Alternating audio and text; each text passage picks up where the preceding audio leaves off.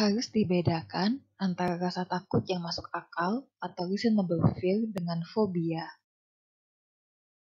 Rasa takut yang wajar adalah rasa perasaan yang timbul karena adanya ancaman yang dipersepsi.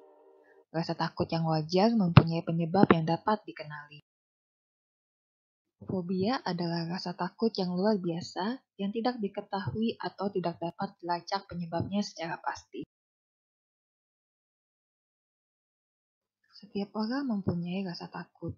Kebanyakan rasa takut itu tidak begitu mempengaruhi kehidupan sehari-hari kita. Tapi kadang-kadang ada rasa takut yang berlebihan yang membuat orang sangat terganggu dalam kehidupan sehari-harinya. Ini disebut dengan fobia. Orang yang mengalami fobia ditandai dengan rasa takut berlebihan. Jantungnya berdebar keras, tubuhnya gemetar atau menggigil, berkeringat, dan kadang-kadang sampai mengalami kelumpuhan sementara.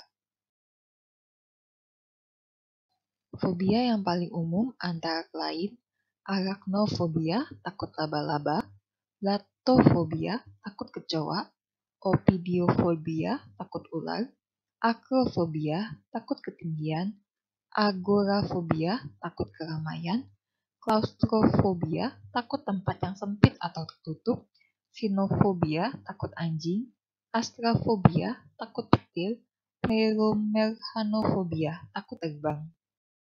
Secara umum, fobia disebabkan oleh pengalaman traumatis pada masa kanak-kanak atau karena tertular dari orang di lingkungan terdekatnya, seperti orang tua, kakak, atau teman.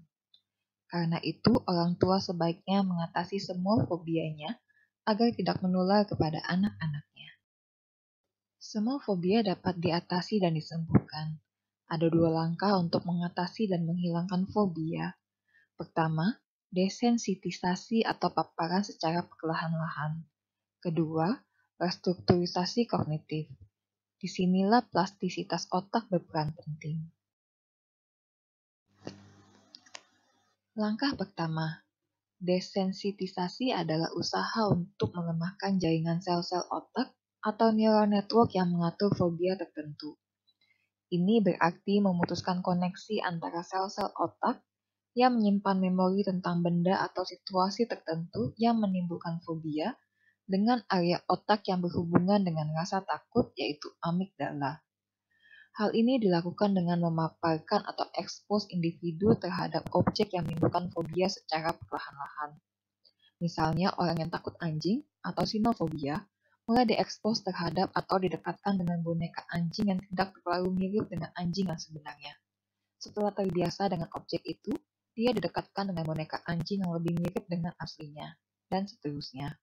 Selanjutnya, dia juga diajak untuk melihat foto-foto anjing yang cantik dan menyenangkan, serta diajak menonton film atau membaca novel tentang anjing yang memiliki cerita yang menyenangkan. Dengan demikian, koneksi antara sel-sel otak yang menyimpan memori tentang anjing dengan amigdala akan melemah.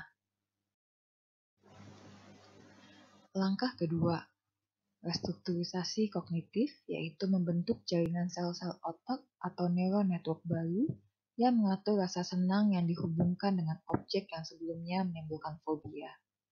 Ini berarti menghubungkan sel-sel otak yang menyimpan memori tentang benda atau situasi tertentu yang menimbulkan fobia dengan area otak yang berhubungan dengan rasa senang, yaitu orbitofrontal cortex, terutama subregion anterior tengah. Hal ini dilakukan dengan memberikan objek atau pengalaman yang menyenangkan ketika dipaparkan atau didekatkan dengan objek yang menimbulkan fobia. Misalnya, orang yang takut kecoa atau blatofobia diberi es krim atau coklat atau makanan lain yang sangat disukainya ketika dia didekatkan dengan boneka atau gambar kecoa. Atau ketika diajak menonton film dokumentasi tentang kecoa ditemani dengan pacarnya atau sahabatnya yang paling disukainya. Dengan demikian, akan terjadi pairing antara kecoa dengan rasa senang, di mana koneksi antara sel-sel otak yang menyimpan memori tentang kecoa dengan orbitofrontal cortex akan terbentuk dan diperkuat.